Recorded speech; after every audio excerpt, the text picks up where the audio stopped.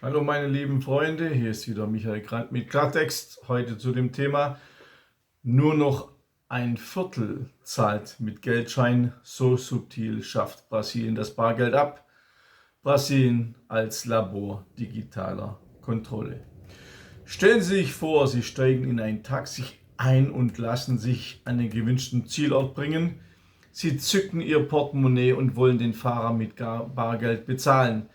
Dieser erklärt jedoch, dass er keinen einzigen Real, also etwa 15 € Rausgeld, hat. Man könne nur mit Pix bezahlen. Pix ist das brasilianische Echtzeitzahlungssystem per Smartphone, für das aber ein brasilianisches Bankkonto nötig ist. Bezahlt man nicht, hat man ein Problem. Man will ja bezahlen, aber der Fahrer hat kein Geld im Fahrzeug. Grund: Früher wurden Uber- und Taxifahrer regelmäßig ausgeraubt. Seit die Kriminellen wissen, dass die Fahrgäste nur noch elektronisch bezahlen, ist die Zahl der Überfälle drastisch zurückgegangen. Das ist die offizielle Version. Doch als Tourist hat man, wenn man dann einfach aussteigt, ein größeres Problem mit dem Fahrer und der brasilianischen Polizei. Und das möchte man ja auf jeden Fall verhindern. Was bleibt den Touristen also übrig? Sich vor der Fahrt zu erkundigen, was es kostet, und das Geld auf den Real genau dabei zu haben. Wer eine Uber-App installiert hat, ist klar ein Vorteil, denn dort wird der Fahrpreis im Voraus bereits angezeigt. Eine andere Variante: immer genügend Kleingeld mitnehmen. Aber in Brasilien verschwindet das Bargeld.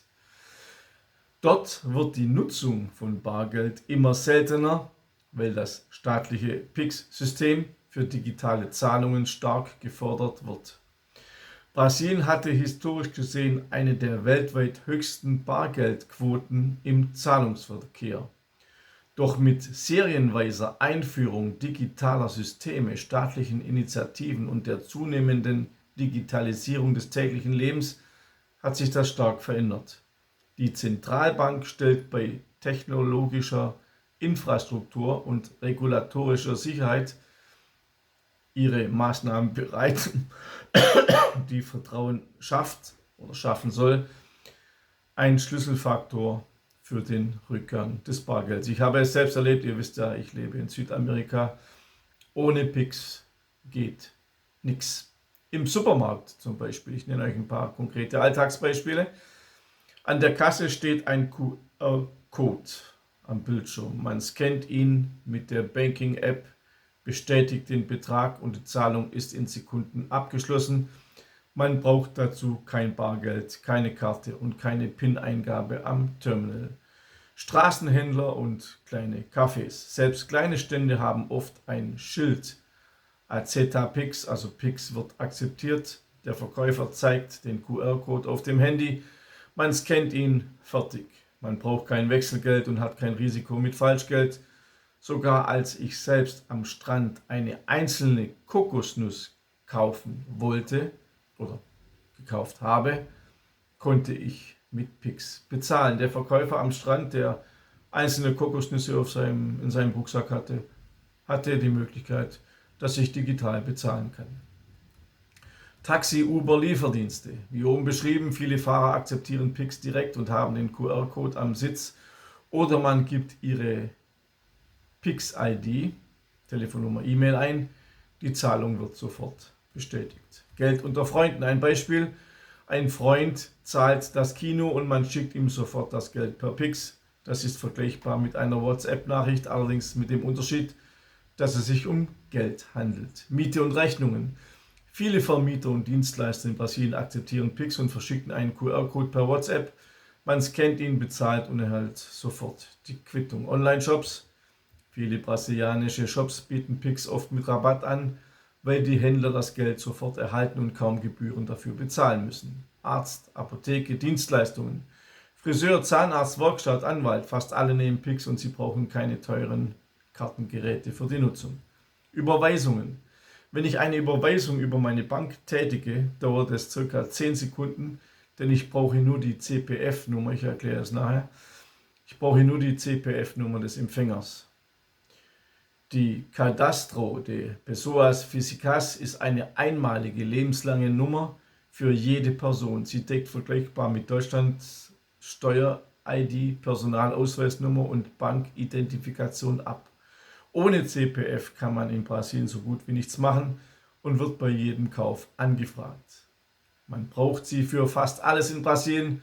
Auch Ausländer können eine CPF-Nummer erhalten, was aber im hyperbürokratischen Brasilien ein Hürden- und Marathonlauf sein kann. Wenn man Pix nutzen will, braucht man fast immer eine CPF, weil das Konto auf eine identifizierte Person laufen muss. Dadurch ist jede Zahlung aber auch eindeutig zuordnenbar.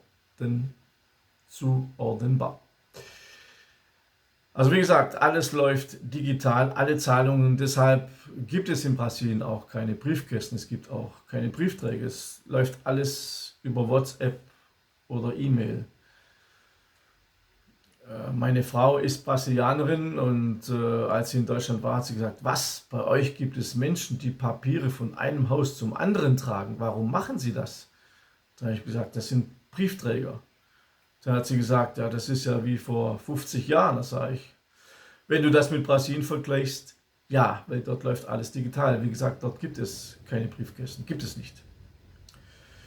Aber diese Digitalität hat auch ihren Preis. Und zwar die fast unbegrenzte staatliche Kontrolle. Laut der brasilianischen Zentralbank und aktuellen Statistiken nutzen derzeit mindestens 160 Millionen Brasilianer Pix. Das sind etwa 3/4 der Bevölkerung und fast alle, die ein Bankkonto oder Zugang zu digitalem Banking haben. Pix ist damit nicht nur weit verbreitet, sondern eine zentrale Zahlungsform im Alltag. Pix ist aber nicht anonym. Jede Pix-Transaktion ist direkt an eine Person gebunden. Dadurch kann der Staat theoretisch und praktisch Geldflüsse und auch Einkäufe nachvollziehen. Bei jeder Pix-Zahlung wird Folgendes gespeichert: Sender, also die CPF-Nummer oder CNPJ bei Firmen, der Empfänger, die Uhrzeit, Betrag, Bank und den Zweck. Wer kann diese Daten sehen? Die Absenderbank sieht alle Zahlungen. Die Zentralbank sieht Volumen, Uhrzeiten, Regionen, Häufigkeiten, Systemrisiken. Die Statistik sieht das, die Systemüberwachung sieht es, die Betrugserkennung sieht das, Finanzbehörden bei Steuerprüfung und Verdacht auf Geldwäsche, Polizeijustiz mit richterlicher Anordnung. Pix ist ein digitaler Datensatz, der im Gegensatz zu Kreditkarten vom Staat durch seine Zentralbank selbst betrieben wird.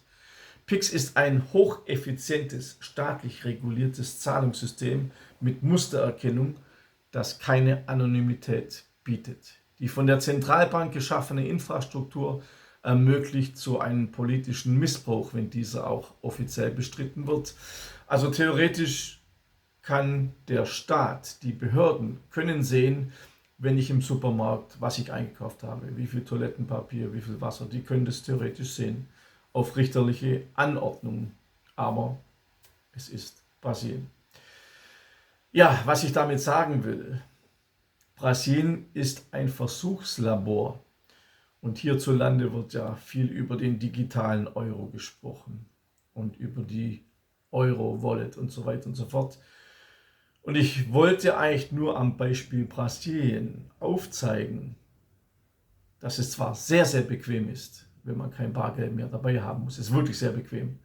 Aber die staatliche Kontrolle ist unglaublich. Man ist nicht mehr frei. Alles wird nachvollzogen und darum bin ich dagegen. Ich bin für Bargeld. Ich bin für Sachwerte.